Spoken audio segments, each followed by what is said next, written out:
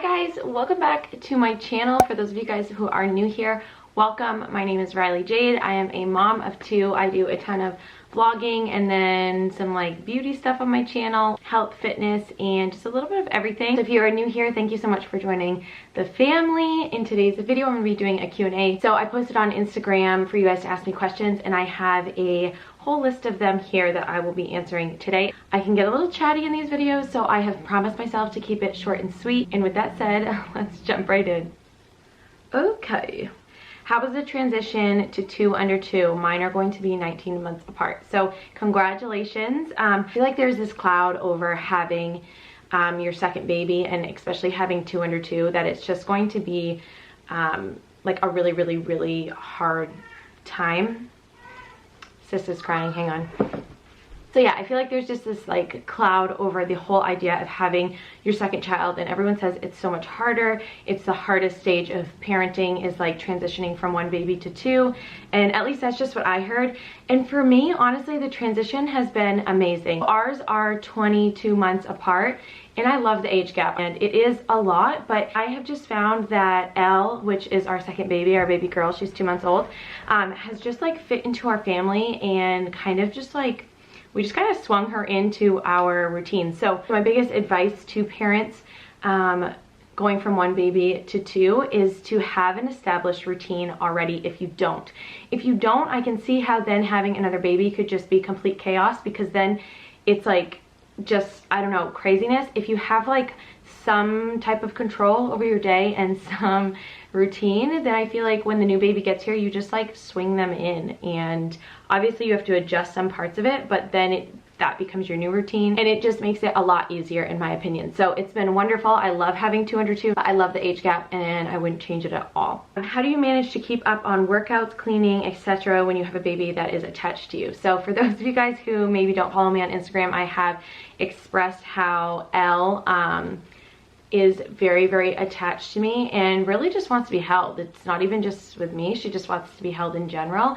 And obviously there's not someone here to hold her all the time, and I need to help Knox with just daily things that we need to do, and I also need to put her down so that I can eat or do laundry or put my shoes on. And it can be so hard to, on top of that, get your workout in and clean and just stay on top of stuff. I think that's hard as a mom anyway, but then you have a baby that's attached to you, and it's just like seems literally impossible. So as far as working out, a lot of the times I put her in the carrier. I'll link the Boppy carrier that we have down below. I highly recommend it. I feel like I could not get through the day without that carrier.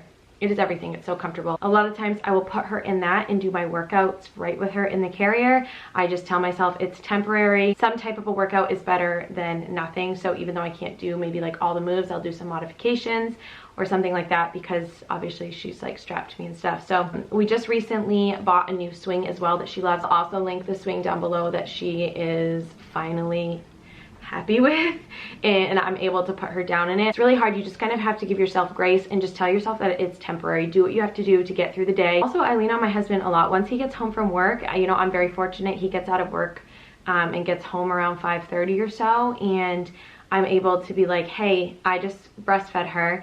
Can you take her and I'm gonna go for a run? Or can you take her, I'm gonna do a 20-minute workout. I know I have about 30 minutes to work out every single day. I make it happen, and I just go as hard as I can in that 30 minutes, and I make it count. So next question is, what is the link for all the learning toys that you get for Knox? So we are partnered with Love Every. I'm an affiliate for them, and I am so thankful to be partnered with them because their toys are incredible. So you pick like which box depending on the age of your child, and they send you an entire box based on what they would be like interested in at that age and what is stimulating for them and all of that. So I will link it down below, but the company is called Love Every. How long did you breastfeed Knox, and did you ever deal with him biting while nursing?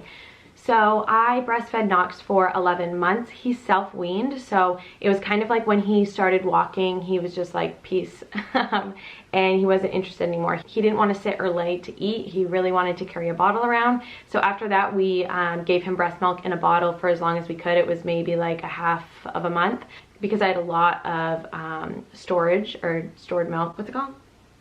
I don't know, you know what I'm saying? And then there was like 3 weeks, 4 weeks maybe, that we did formula at the very end when his pediatrician said not to give him whole milk yet. He did start to bite a little bit at the end, but it wasn't anything severe. I tried to really not react much when he would do it. Like, I'd mentally like prepare and be like, okay, he might bite, so that I didn't like jump so much or give him such a reaction, because then he thought it was funny. He wasn't to the age where it really became like a huge problem.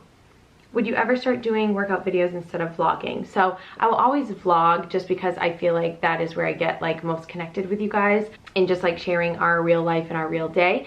But I do really want to include more workout style videos on my channel. I've done like 1 or 2. I think I feel a little intimidated because I'm not like a certified trainer or anything like that. So I definitely think about it often, and I will take that question into consideration, assuming that you would like to see some workout videos. What is Knox's middle name, and how is he doing out of his crib? Knox's middle name is the same as Kyle's middle name, and the same as Kyle's father's middle name. So it is Joseph Martin. He has 2. It's like a family name. All 3 of them have the same initials. It's really cute. How is he doing out of his crib? So again, for those of you guys who don't follow me on Instagram, I posted that we got rid of his crib last week. And it was not something that was planned. I think that I was like nervous about getting rid of his crib, because I was like, oh my gosh, he's not gonna go to bed. He's gonna wanna play with his toys. He's gonna wanna be like out of his bed all the time. But he started crawling out of his crib, and I was like, shoot, it's time. I did not want him to fall and break a limb or something. He wasn't getting out of it gracefully by any means. So yeah, we took the crib out literally within 24 hours of him crawling out of his crib for the first time. And what we did is we just put his mattress on the floor. I'll actually insert a picture right here of what his room looks like now, and it's super cute, and we got him really excited about it. We already had the teepee, so I just kind of was like, oh, I'll put that like over his crib mattress to make it more of like a bed. And yeah, he really loves it. He's done so well. He literally goes right to bed still as if he is in his crib. He thinks it's really fun. He even brings like a book in his bed with him, and he'll read a book to himself before bed. Or when he first gets up in the morning, he literally goes and empties his book basket, which we have just on like a nightstand next to his bed. He dumps that out on his mattress, and he independently reads in the morning. So he doesn't come out of his room until I hear him like bang on the door, yelling mama, and he wants to come out. But it's gone really, really well. Like, it was really my fear and Kyle's fear like holding us back from taking it away, and it just kind of all happened on its own. So he's doing really well. So the next question is, what do you do for yourself on a daily basis to stay sane? So I'm glad that I still seem sane to you guys, because so working out is a big one for me. I need to get my workout in. I'm struggling a little bit because it's not always a routine. Like, once in a great while I'm getting it in first thing in the morning if the kids like really sleep in the morning. I love working out in the morning, but lately it's been at night. Regardless, I need to get my workout in. I need to do something for myself, and that is what I enjoy doing for myself. Another thing that I've been doing is when Kyle gets home from work, like I said, around 5:30 or so, sometimes I'll be like, hey, like, I just need to run to Target for an hour. That only happens probably once or twice a week. I'll go and like do something with just Elle, or I will go get a spray tan, which is like 20 minutes completely by myself. And I'll leave Elle at home because it only takes me like literally 20 minutes to get there, spray tan, and get home. So I'll breastfeed her before I go, and I just go get a spray tan, and it's really relaxing to just like drive in the car by myself, get a spray tan by myself. I feel really good the next morning when I wake up nice and glowy and tan. I really feel like you need to find those things that make you feel good. For me, it's a little bit of shopping and working out. So I just prioritize those things, just making sure that one or the other is happening on a daily basis. So what is the hardest part of being a stay-at-home mom? Wow. Well, being a stay-at-home mom is the hardest thing I've ever done, but you hear this all the time, I'm sure. It's the most rewarding job. I'm so thankful to be able to stay home with my kids, but it is really, really hard. One, because you feel very isolated. You do the same exact things almost every single day, especially with the quarantine and all of the COVID stuff going on, you're very limited to what you can do with your kids. And thank goodness it's summer and we can get outside. That's all I'm going to say, because it is very, very, very hard. You can just feel very isolated, and I'm not someone who likes to stay home all day. I would rather be like out and about, like doing stuff. So I've really had quite a learning curve and an adjustment to staying at home. The other thing that is really, really hard for me is getting my work done. Like, I think if I didn't work part-time from home, my stress would be cut in half at least, because I use almost all of their naps to film, edit, post, or something along those lines. So then that leaves me this much time to clean, work out, eat, like anything else. Working part-time from home with 2 kids and no childcare is just like, it's no joke, and that is really, really hard. I feel like when I'm really stressed out, it is mainly because of my work and I'm worried about not getting a post up in time or something like that. So that is really, really difficult. The next question, has your relationship changed with hubby after having kids? Yes, of course it has. Kyle always says it has changed for the better. I totally agree. It has most definitely changed. I feel like having children is just something that you can't understand until you've experienced it yourself.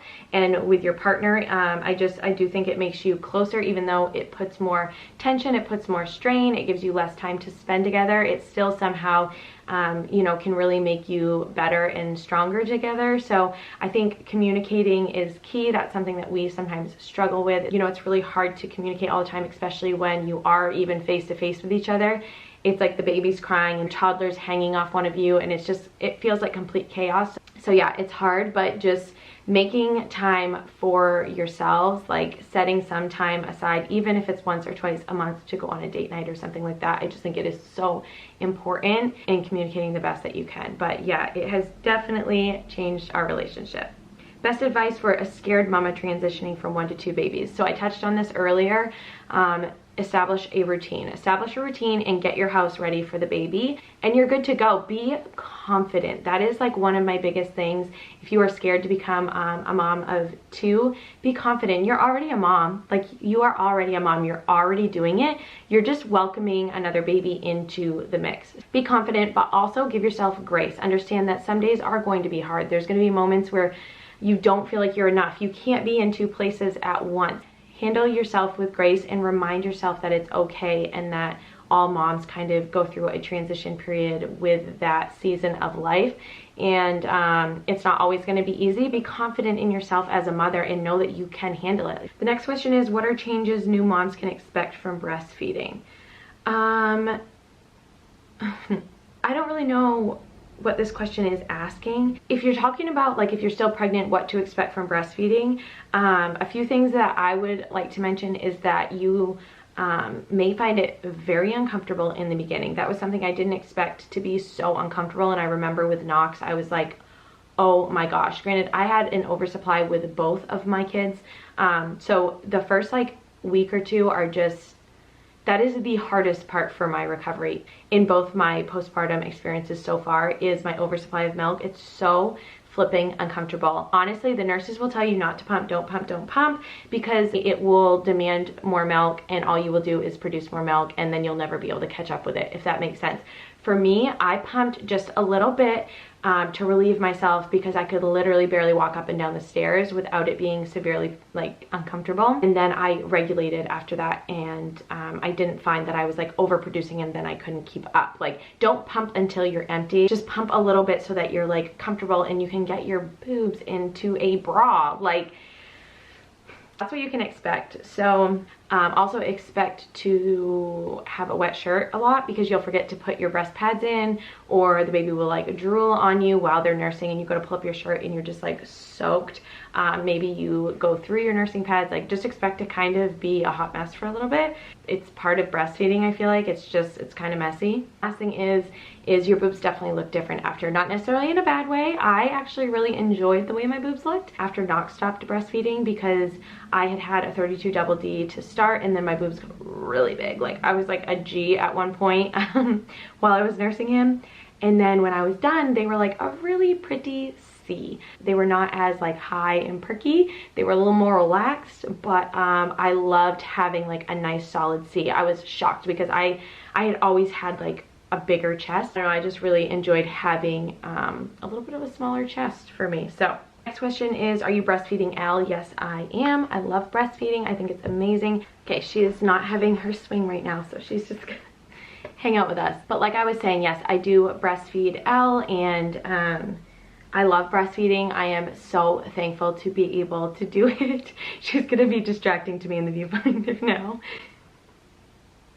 Oh, it's so funny. I'm smiling at the camera. Next question is breastfeeding easier the second time around? Yes.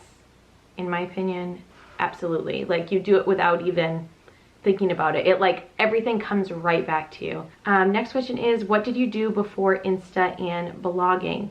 So when I was about 20 weeks pregnant with Knox, I went part-time, but before that I was working full-time as assistant manager of a bridal store. So I loved that job. I really felt like it was something that was like meant for me. I really loved that job. But I did potentially know that I wanted the opportunity to be a stay-at-home mom if that's what I decided.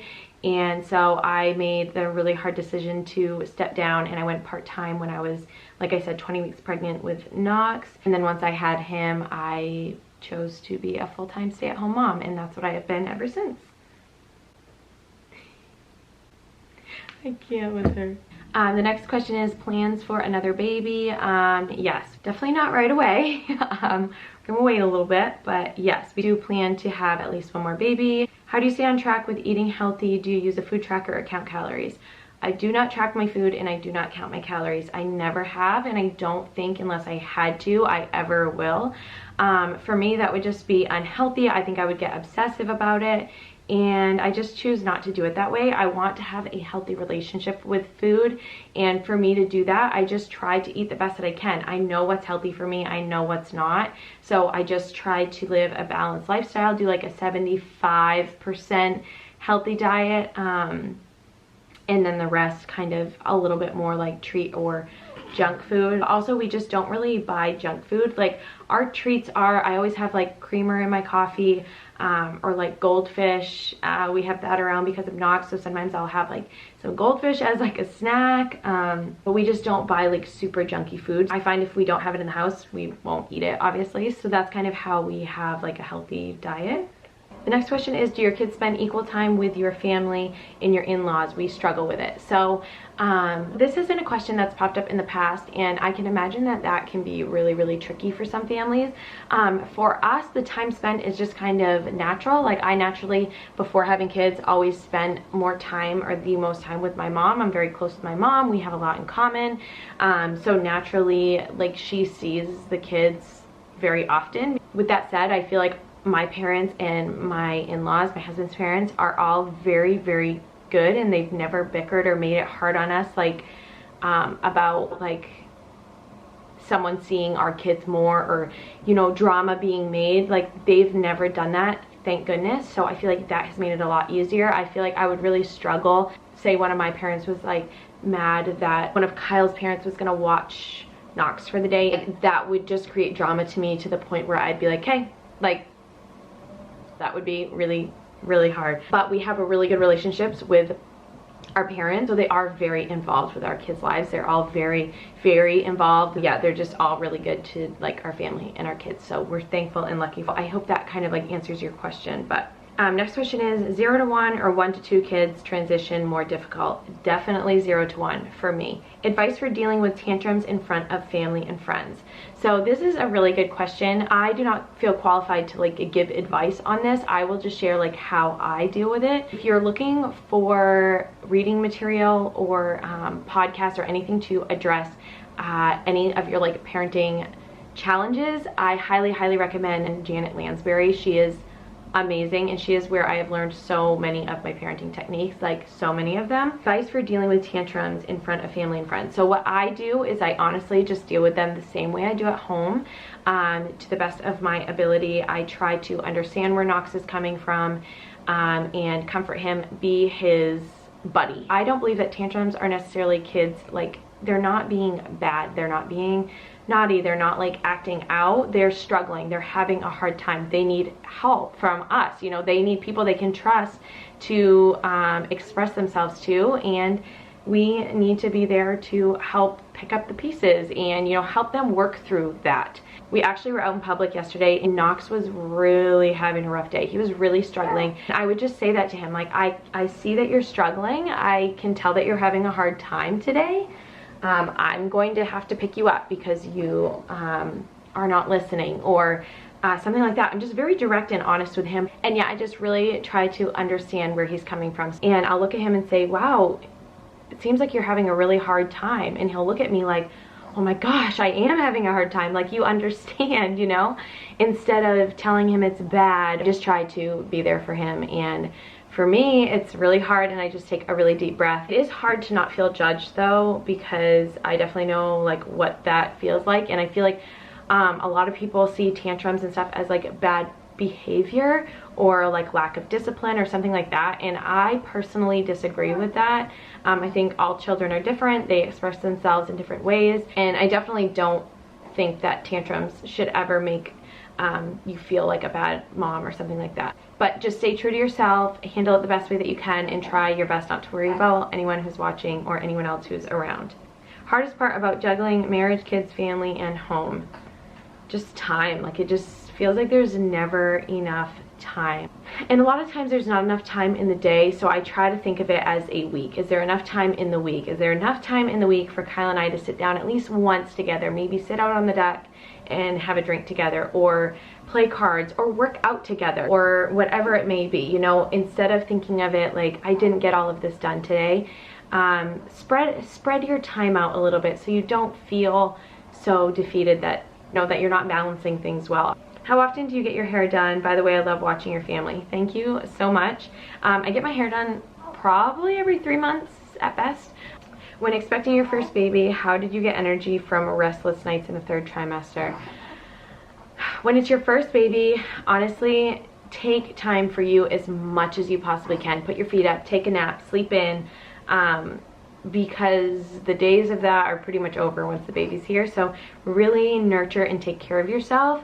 Always try to do that, but especially with your first baby, just take advantage of that time that you will not have afterwards. That is really, I feel like, the only way that you're going to have energy and stuff like that. Now with baby number 2, coffee. Coffee is the answer. How is this postpartum different from your first? So Knox's recovery, I felt like, was quite a bit harder.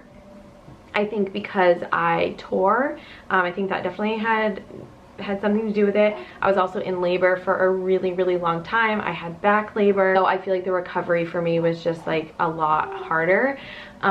This time around, I wasn't in labor as long, and I didn't have back labor, and I didn't tear, and I also only pushed for like 7 minutes. So I feel like just overall it was like an easier labor and delivery, so my recovery was easier. The only thing this second time around that was so much worse was the contractions while nursing.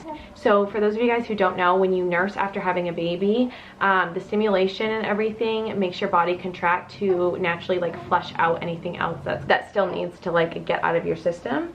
So I did have mild contractions when I would nurse Knox, and it was like, ooh, like I kind of had to breathe through some of them, and very uncomfortable. With Elle, I was expecting it to be like a little bit worse. I had heard it's a little bit worse with your second, or it tends to be.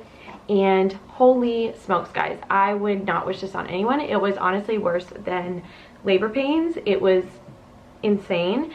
They do make drops for this. I think that you drop on your tongue or something like that, that I will link down below, that I would recommend for first time moms and second time, third time, whatever.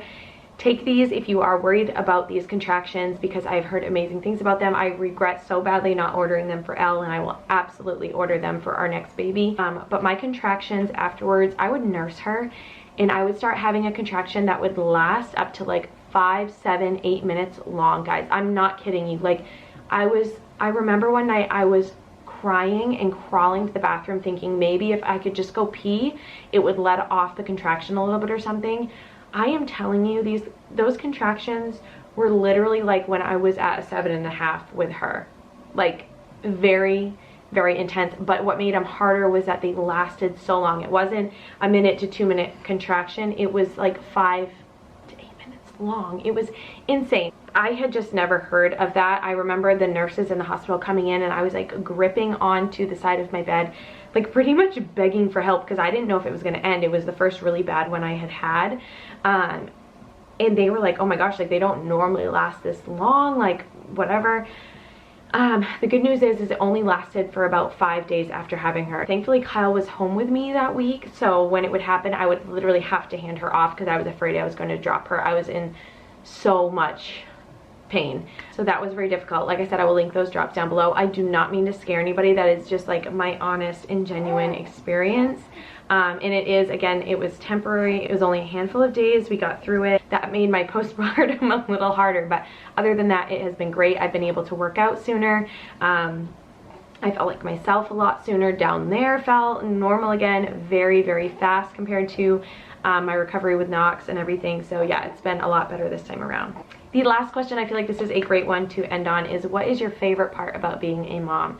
So this question, like, being a mom is so awesome. Like, it is amazing for so many reasons. I'm getting a little choked up because Knox literally turns 2 today. What the heck, guys? Okay. I did not expect to get emotional at all. He turns 2 today and time just goes by so fast and you get in the routine of your everyday stuff and it's so hard to feel like you're soaking it all up. Like, you can never soak up your kids enough. You can never capture and enjoy every single moment enough. We're really learning to like grow with our babies because you cannot get stuck in wanting them to stay babies. You have to learn to grow with them. Otherwise, I feel like you will just make yourself crazy and I would just sob all the time. So my favorite part, back to the question, my favorite part about being a mom is honestly, especially where Knox is at such a fun age, it's seeing them become their own people. Like, they are you, they are your spouse, you know, you are raising them, but they have their own mind, their own ideas, their own opinions, and it's just incredible to see them become like a whole person on their own and be whoever they are inevitable to be, really. Like, it's just, it's really, really cool to see them become their own person, and I think that's one of the most amazing parts of being a parent. I also, like, everyone wants to have a purpose or feel needed for some reason or another, and your kids always need you. And as hard as it is sometimes when you just need a minute to yourself or they're like hanging off of you and you're just like, you want to scream, it's like, that's also the best part of being a mom, is being needed. So that is absolutely it for today's video, guys. I really hope you enjoyed this Q&A. Thank you guys so much for watching. On Saturday, we are probably going to vlog a little bit of Knox's party and everything because we're doing his second birthday party on Saturday. Just gonna spend a day at camp and just eat a bunch of food and go swimming and stuff. So I'll probably vlog that day and that'll be the next video you will see. So stay tuned for that. I love you guys so much and I'll see you in the next video. Bye, guys.